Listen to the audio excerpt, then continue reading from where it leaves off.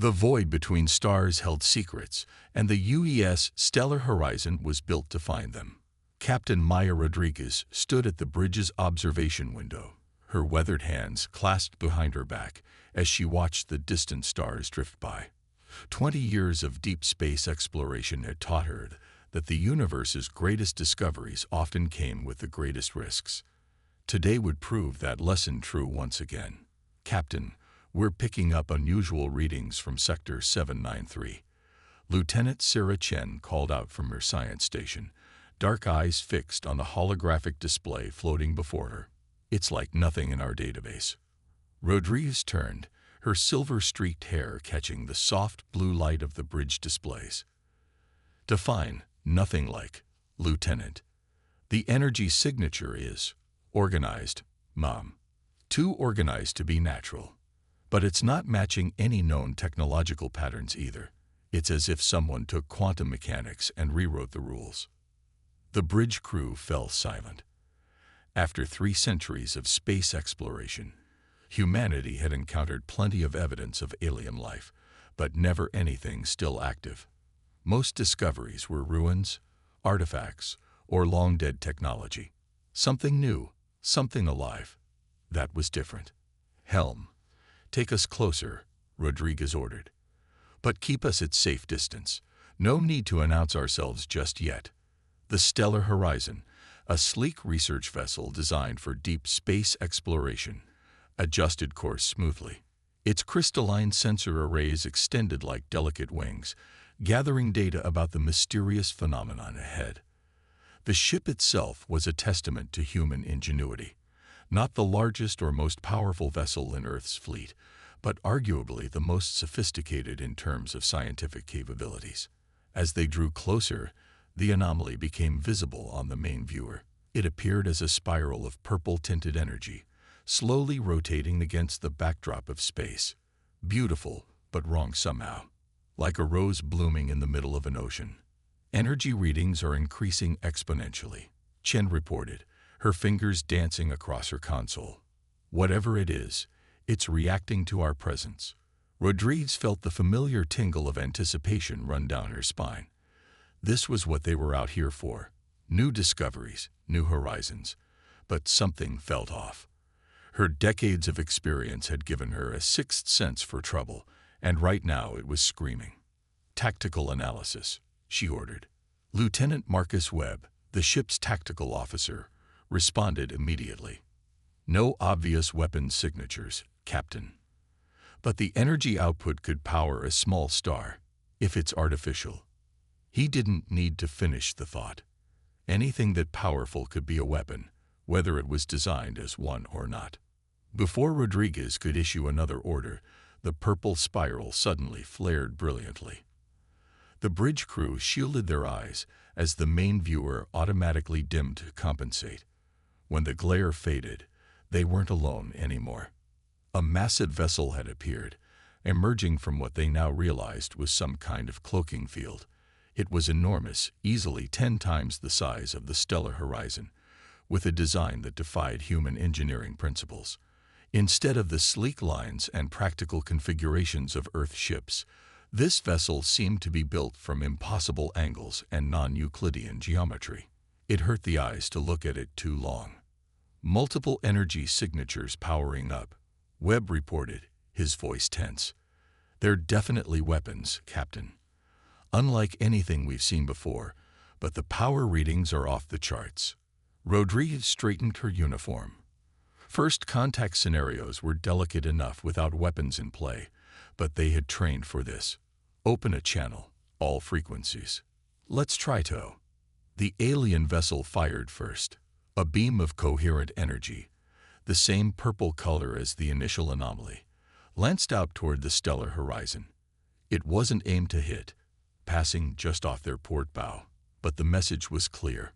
"Shields at maximum," Rodriguez ordered. "Evasive pattern delta. And get me that channel." The ship's AI compiled with both requests simultaneously. The Stellar Horizon banked hard to starboard as its quantum shields shimmed into full power around the hull. At the same time, a communication window appeared on the main viewer. The being that appeared was nothing like the few alien species humanity had encountered in their ruins and artifacts. It appeared to be composed of crystalline structures that shifted and reformed constantly, with multiple points of light that might have been eyes, or might have been something else entirely. When it spoke, its words were translated by the ship's AI into a harsh, metallic voice. "You have entered restricted space, human vessel. Your kind are not welcome here. The Kraxan Imperium claims this sector and all its resources. You will power down your shields and prepare to be boarded. Resistance will result in your immediate destruction." Rodriguez kept her voice calm, professional. "This is Captain Maya Rodriguez of the United Earth ship Stellar Horizon. We are a peaceful research vessel, and we're unaware of any territorial claims in this region. We apologize for any transgression and are willing to withdraw immediately." The crystalline being's form shifted, creating what might have been an expression of contempt. "Your apology is noted and rejected, human. Your species has been observed for some time. Your rapid expansion, your technological development, your adaptability. These make you a threat that must be contained. You will be boarded. Your technology will be analyzed. Your crew will be studied. This is not a negotiation." Rodriguez's jaw tightened. She had no intention of surrendering her ship or her crew to be treated like lab rats. But the alien vessel's weapons could vaporize them with a single shot. They needed options. "Chief Engineer Patel," she called over the ship's comm. "What's the status of the quantum drive?" "Fully charged, Captain," came the response. "But that ship's got some kind of gravitational field around it.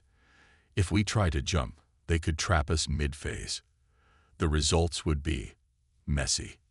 Rodriguez nodded grimly. A quantum jump that failed halfway through would scatter their atoms across half a light year. They needed another solution. The alien commander's patience was clearly wearing thin. "Your delay is interpreted as resistance. You have 10 of your seconds to comply before we open fire." Rodriguez looked around at her bridge crew. She saw fear in their eyes, yes, but also determination. They had all signed up knowing the risks of deep space exploration. None of them would choose surrender. "Counter-proposal," Rodriguez replied, allowing a slight smile to cross her face. "Go to hell." She cut the channel before the alien could respond. "Helm, plot us a course through the Maelstrom Nebula. Webb, ready the electromagnetic pulse torpedoes. We're going to give our new friends something to remember us by. Chen, start collecting every bit of data you can about their ship. If we survive this, Earth needs to know what we're dealing with." The alien vessel fired again, this time a full barrage. But the Stellar Horizon was already moving, its smaller size and superior maneuverability allowing it to dodge the worst of the assault. Their shields flickered under the glancing hits they couldn't avoid. "Shields at 60%, Webb reported. "But the good news is I think I found a pattern in their firing solution. They're powerful, but predictable." "Use that," Rodriguez ordered. "Time to show them that humanity didn't make it this far by being easy prey." The chase was on, and as the Stellar Horizon raced toward the swirling gases of the Maelstrom Nebula, Captain Rodriguez allowed herself a grim smile. The Kraxan might have superior firepower, but they were about to learn a harsh lesson about human ingenuity and determination. The real question was whether her crew would survive long enough to see their enemies learn it. The Maelstrom Nebula lived up to its name. Massive clouds of ionized gas swirled in chaotic patterns, creating a cosmic storm that could tear apart an unprepared vessel. But for the crew of the Stellar Horizon, it represented their only chance at survival. Shields holding at 40%, Lieutenant Webb reported as another tendril of energy from the nebula lashed against their hull. The good news is the nebula's interference is playing havoc with the Kraxan's targeting systems. The bad news is it's doing the same to ours. Captain Rodriguez had expected as much. The Stellar Horizon's sophisticated sensor arrays gave them an advantage in navigating the nebula's treacherous currents, but it came at a cost. Every minute they spent in this cosmic maelstrom was another minute of strain on their already damaged systems. "Chief Engineer Patel, What's our status? Rodriguez called over the comm. Not good, Captain. Patel's voice came back, punctuated by the sound of emergency repairs. The quantum drive's containment field is fluctuating. These nebula gases are more corrosive than we anticipated. I've got teams working on it, but we need to find somewhere to make repairs. And soon. Rodriguez studied the tactical display. The massive Kraxan vessel was still pursuing them, its impossible geometry somehow even more disturbing when partially obscured by the nebulous swirling clouds. They were holding their own for now, but they couldn't run forever. Lieutenant Chen, she called to her science officer. What do we know about our friends back there? Any weaknesses we can exploit? Chen's fingers flew over her console, analyzing the data they'd managed to gather. Their technology is strange, Captain. It's incredibly advanced in some ways, but almost primitive in others. It's like they developed along a completely different technological path than humanity. They seem to rely heavily on crystalline computing and gravitic manipulation, but their actual ship design is remarkably rigid and inflexible. Inflexible how? Rodriguez pressed, sensing a potential advantage. Their ship can't adapt quickly to changing conditions, Chen explained, excitement creeping into her voice. They're incredibly powerful, but they need time to reconfigure their systems for different situations. It's why they're having trouble tracking us in the nebula. Their sensors are probably more advanced than ours, but they can't adjust them on the fly like we can. Rodriguez smiled. It wasn't much, but it was something they could use. Webb, what about those electromagnetic pulse torpedoes? Could we modify them to take advantage of their crystalline technology? Webb considered for a moment. Maybe, Captain. But we'd need to get close, really close. Their shields are still too strong for a long-range shot to be effective. And getting close means giving up our maneuverability advantage. Rodriguez finished. Chief Patel, I need options. Can we boost power to the shields for a close approach? Not without shutting down life support on at least 3 decks, Patel replied. But, wait a minute, Captain, I might have an idea. It's crazy, but these Kraxan, they use gravitic technology, right? Confirmed, Chen answered. Their whole ship seems to be built around gravity manipulation. Then what if we turned our quantum drive containment problem into a solution? Patel's voice had that tone that Rodriguez had learned meant either brilliant innovation or imminent disaster. The drive's already leaking quantum particles. If we could control that leak, direct it, we might be able to create a localized quantum field disruption. Their gravity systems wouldn't know how to compensate. Rodriguez leaned forward in her chair. What are we talking about in terms of risk? Oh, we'd definitely lose the quantum drive, Patel said matter-of-factly. Probably fry half our power systems too. But if it works, it could give us the opening we need to hit them with the EMP torpedoes. And if it doesn't work, then we'll have about 3 seconds to appreciate the irony before our containment field fails completely and turns us into very well-educated atomic particles. Rodriguez looked around at her bridge crew. They'd all heard the exchange, and she could see them weighing the options. It was the kind of moment that defined a commander, and could end a career, assuming they survived to have one afterward. How long do you need to make the modifications? She asked finally. 10 minutes minimum, Patel replied. Maybe less if I can get Peterson to stop following safety protocols. You have 8 minutes, Rodriguez decided. Webb, start reconfiguring those torpedoes. Chen, I want you to calculate the optimal position for this attack, somewhere in the nebula where we can use the gas currents to our advantage. Everyone else, prepare for emergency protocols. If this works, we're going to have a very small window of opportunity. As her crew jumped into action, Rodriguez settled back in her chair, watching the tactical display. The Kraxan vessel was still following them, still firing occasional shots that dispersed harmlessly in the nebula's chaos. They'd probably thought they were herding their prey into a corner, wearing them down until they had no choice but to surrender. They were about to learn that cornering humans was never a good idea. Captain, Chen called out suddenly. I'm detecting something odd. There's a pattern in the nebula's energy distribution that doesn't match natural formation. I think there might be something else out here."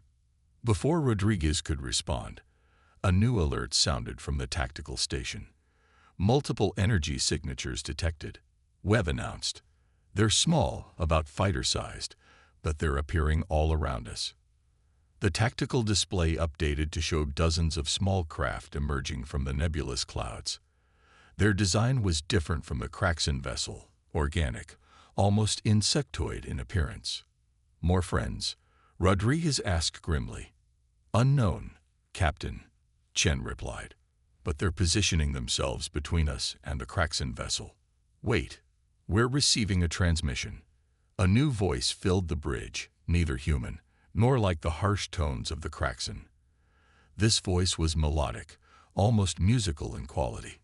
"Stellar Horizon, this is Wing Commander Zexley of the Neverborn Swarm. We've been watching your little chase with great interest.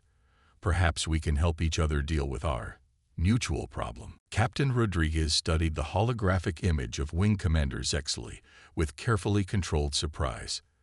The Neverborn commander appeared as a shimmering, translucent figure, their body composed of what looked like living light. 6 wings of pure energy extended from their back, each one shifting through colors that human eyes had no names for. "You'll forgive my skepticism, Commander," Rodriguez said, "but offers of help in deep space rarely come without a price." The Neverborn's form rippled in what might have been amusement. "Direct. Good. The Kraxan hate that about your species, how you cut through pretense. They've been watching your civilization for decades, you know, growing more concerned with each passing year." "Concerned about what?" Rodriguez asked, though she had a growing suspicion. "Your adaptability," Zexley replied. "Your species learns too quickly, changes too readily. In the 1,000 cycles since the Kraxan achieved spaceflight, their technology has followed a single rigid path. But humanity, in just 3 centuries, you've explored dozens of potential technologies, discarded some, combined others. It terrifies them." Lieutenant Chen spoke up from her station. "That's why their tech seems so advanced in some ways but primitive in others. They never explore alternatives once they find something that works." "Precisely," Zexley's form brightened. "And now, they fear you will surpass them. This encounter was no accident, Captain Rodriguez. The Kraxan have been planning to contain humanity before you expand further into the galaxy. We've been watching them watch you." Rodriguez's eyes narrowed. "And what's your interest in all this?" "The Neverborn were like you once," Zexley said, their voice taking on a darker tone. "We evolved, we adapted, we changed. The Kraxan tried to contain us too, centuries ago. We survived, but we were forced to become something else, something they couldn't understand or control. We've been waiting for another species with the potential to challenge their dominion." Chief Engineer Patel's voice came over the comm. "Captain, modifications to the quantum drive are ready, but I'm detecting some interesting readings from the Neverborn ships. Their energy signature, it's similar to the quantum fluctuations we were planning to create." "Your plan was clever," Zexley commented. "But alone, it would likely have failed. The Kraxan have contingencies for quantum disruption. However, if we combine our capabilities..." "2 different approaches to quantum manipulation," Chen mused. "The Kraxan wouldn't know how to defend against both simultaneously." Rodriguez leaned forward. "What exactly are you proposing?" The holographic image shifted, displaying a tactical overlay of the nebula. "Our ships can create quantum resonance fields, similar to what you planned, but more stable. If we coordinate with your EMP torpedoes, we can create a cascade effect. Their gravitic systems will try to compensate for one type of disruption, leaving them vulnerable to the other." "And their weapons?" Lieutenant Webb asked from Tactical. "Will be focused on us," Zexley replied. "The Kraxan fear us more than they fear you. For now, our swarm can keep their main weapons occupied while your ship moves into position for the killing stroke." Rodriguez stood, pacing the bridge as she considered the proposal. It was risky. Trusting an unknown alien species always was, but the Neverborn's knowledge of the Kraxen seemed genuine, and their presence explained some of the strange readings they detected earlier in the nebula. "Captain," Chen called out softly. "Long-range sensors are picking up additional Kraxen signatures. They're calling for reinforcements. Whatever we're going to do, we need to decide quickly." Rodriguez turned back to Zexley's hologram. "If we do this, I need to know everything you know about the Kraxen. No surprises." "Of course," Zexley agreed. Their form expanded, projecting a series of complex technical diagrams. Their ships are essentially giant crystalline computers, using gravitational fields to maintain their impossible geometry.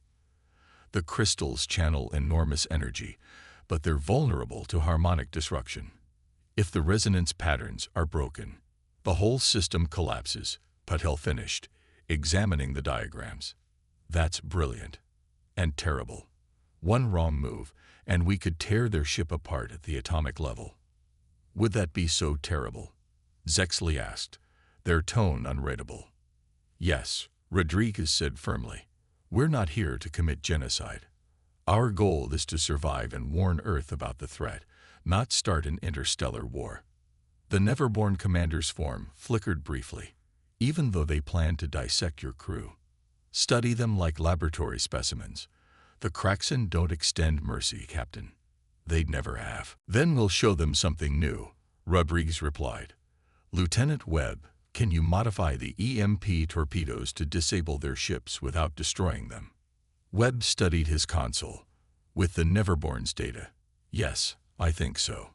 We can target specific crystalline nodes, create a cascading shutdown rather than a catastrophic collapse." "Good. Chief Patel, how long to synchronize our quantum drive modifications with the Neverborn's resonance fields?" 20 minutes minimum, Patel replied. "Assuming their tech is compatible with ours at all." "You have 15, Rodriguez said.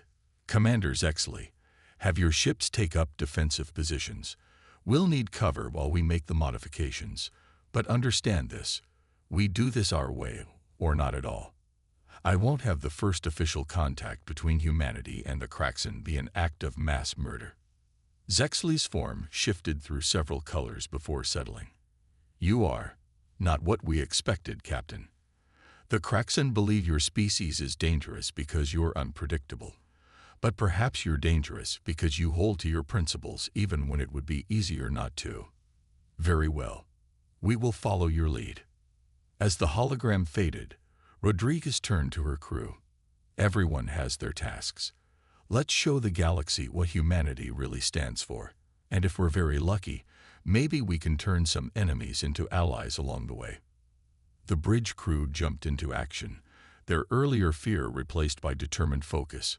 They had a plan, they had allies, and most importantly, they had a chance to demonstrate that humanity's greatest strength wasn't their technology or adaptability. It was their capacity to find a better way.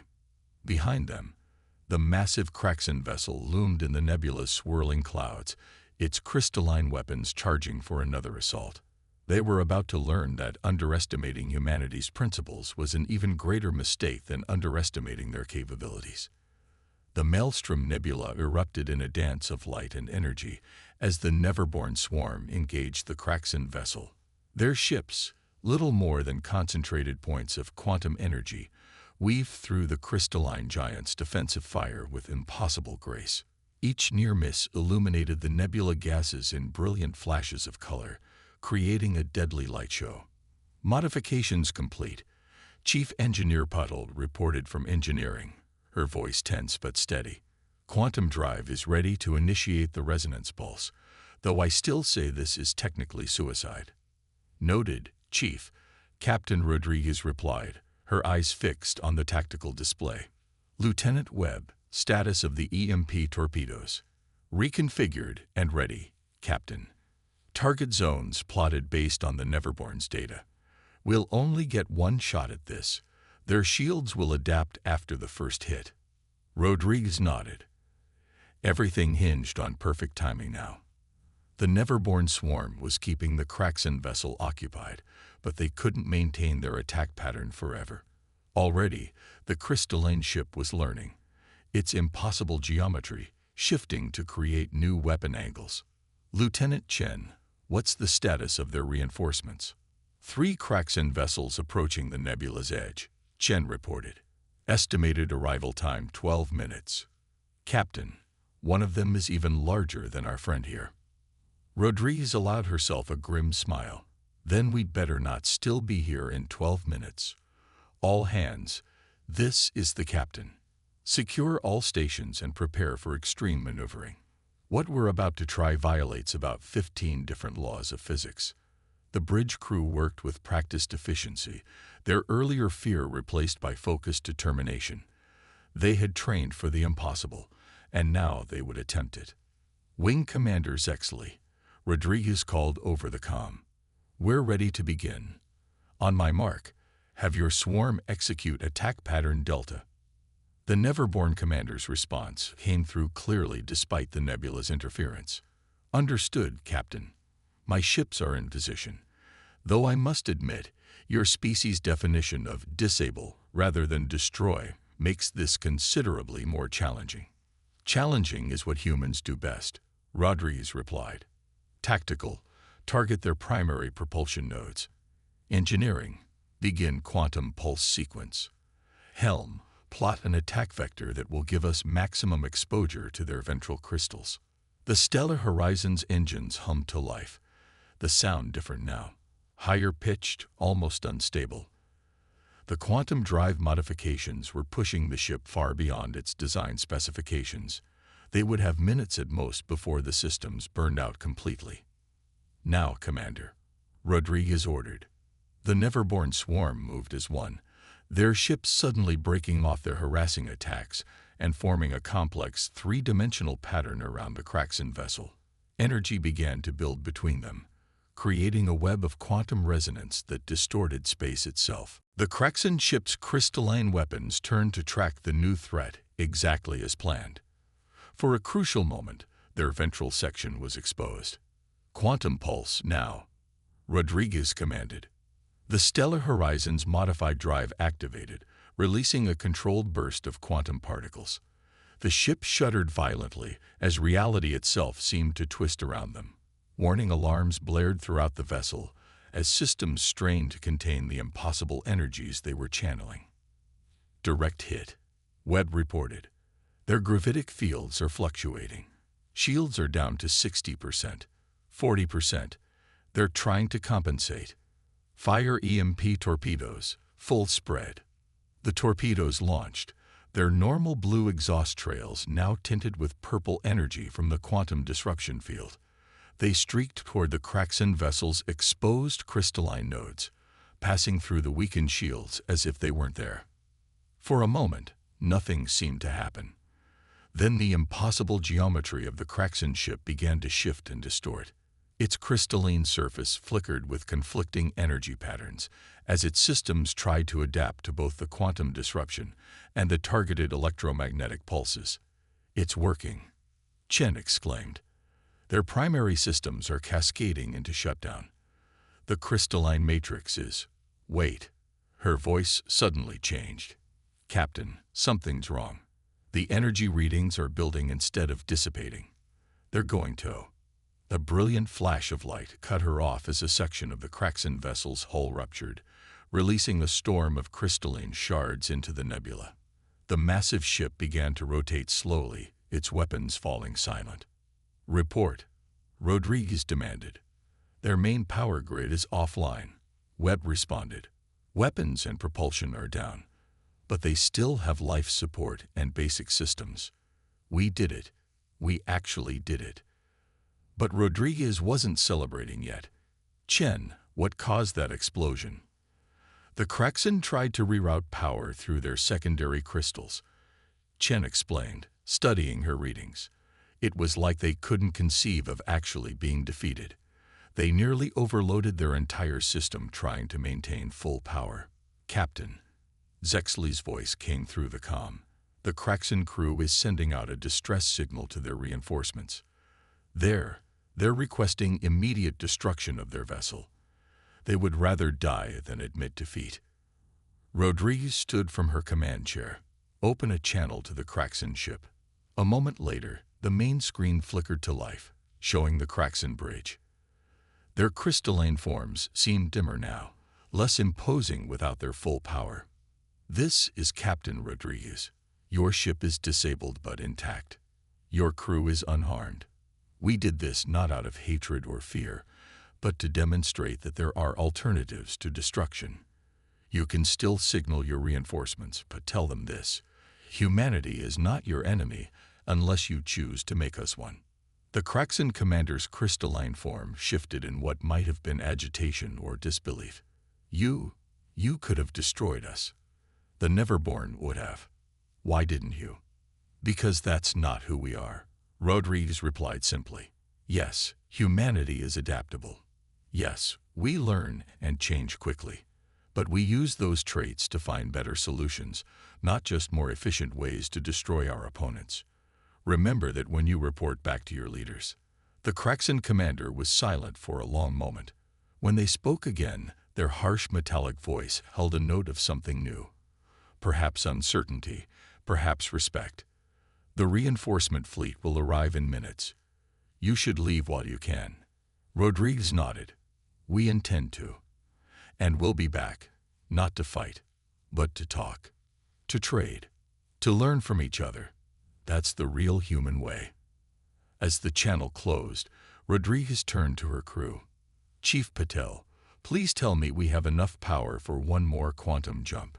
"Barely," Patel replied. "We'll need months in space dock afterward, but we can make it home." "Wing Commander," Rodriguez called to Zexley, "will your people be safe?" The Neverborn commander's response held a note of amusement. "The Kraxan learned long ago not to follow us too deep into the nebula. Go, Captain. Tell your people what you've learned here, and know that you have allies among the stars." Rodriguez settled back into her command chair. "Helm, set course for Earth. Let's go home and file what might be the most interesting first contact report in human history." The Stellar Horizon's engines hummed to life one last time, carrying them away from the disabled Kraxan vessel and their new Neverborn allies. Behind them, in the swirling gases of the Maelstrom Nebula, they had left something more important than a defeated enemy. They had left an example of humanity's true strength, and perhaps the seeds of a changed galaxy. 6 months had passed since the encounter in the Maelstrom Nebula. Captain Maya Rodriguez stood before the United Earth Defense Council, her dress uniform pristine, as she delivered her final report on the incident. The chamber was packed, not just with military officials and politicians, but with scientists, diplomats, and representatives from a dozen human colonies. "The Kraxan Imperium has formally requested opening diplomatic relations," Rodriguez announced, her voice carrying clearly through the vast chamber. "Their diplomatic vessel will arrive at the Jupiter station within the month. It will be the first time they've ever sent representatives to another species' territory." Admiral Chen, Sarah Chen's mother and head of the Defense Council, leaned forward. "And you believe their intentions are genuine? This isn't some elaborate trap?" Rodriguez allowed herself a small smile. "The Neverborn have confirmed it. The Kraxan leadership was profoundly shaken by our encounter. Not just by our technology, but by our approach. The idea that an advancing civilization might choose restraint over destruction, it challenged their entire worldview." "Speaking of the Neverborn," another council member interjected, "what do we know about them? Can they be trusted?" "The Neverborn have already shared significant technological insights with us," Rodriguez replied.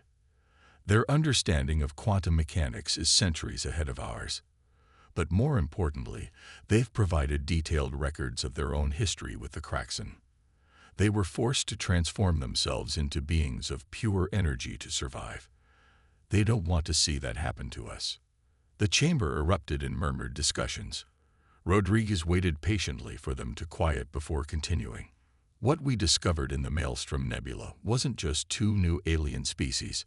We discovered that humanity's place in the galaxy is more complex, and more important, than we ever imagined. The Kraxan feared us because we represent change, adaptation, unpredictability. The Neverborn allied with us because they see in us the potential to bridge the gap between different forms of life and civilization. She gestured to the holographic display behind her, showing images of the battle and its aftermath.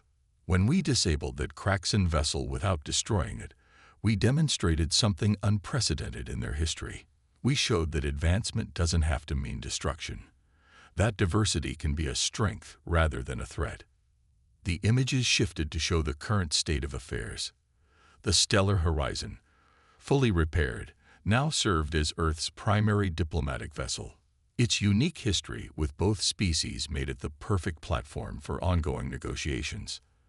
The Kraxan had withdrawn their fleet from human-explored space, replacing warships with research vessels and diplomatic observers. The Kraxan aren't our enemies anymore, Rodriguez continued. They're studying us, not as a threat to be contained, but as a puzzle to be understood. Their rigid crystalline technology is already being adapted and improved through collaboration with human engineers. In return, they're sharing their vast knowledge of galactic history and stellar engineering. And the Neverborn? Admiral Chen pressed. What's their role in all this? They're our teachers and our conscience, Rodriguez replied thoughtfully. They've seen how isolation and fear can twist a civilization. They're determined to help us avoid that fate. Already, their insights are helping us develop new technologies that work with natural laws rather than trying to overpower them. She straightened, her expression becoming more serious. But our greatest challenge lies ahead. As we expand further into the galaxy, we'll encounter more species, more civilizations. Some will fear us, others will want to exploit us, and still others will simply want to understand us. How we handle those encounters will define humanity's legacy among the stars. The council chamber was silent now, every person present understanding the weight of the moment. Humanity had crossed a threshold. They were no longer just explorers stumbling into a vast galaxy. They were becoming players on an interstellar stage. The Stellar Horizon's next mission begins next week, Rodriguez announced. We'll be leading a joint expedition with Kraxan scientists and Neverborn observers to explore the regions beyond the Maelstrom Nebula. But this time, we're not just looking for new worlds or resources. We're looking to build bridges between different forms of life and consciousness. She smiled, genuine enthusiasm breaking through her formal demeanor. 3 centuries ago, humanity looked up at the stars and dreamed of reaching them. Now we're not just reaching them. We're helping to reshape the very nature of interstellar civilization, not through superior firepower or advanced technology, but through our unique ability to adapt, to empathize, and to find new solutions to age-old problems.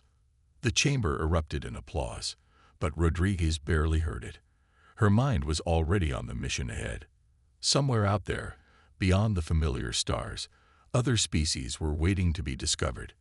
Other challenges were waiting to be faced, and humanity, with its remarkable blend of innovation, adaptation, and compassion, would face them all. As she left the council chamber, her communicator chimed with a message from Wing Commander Zexley. The stars are changing, Captain.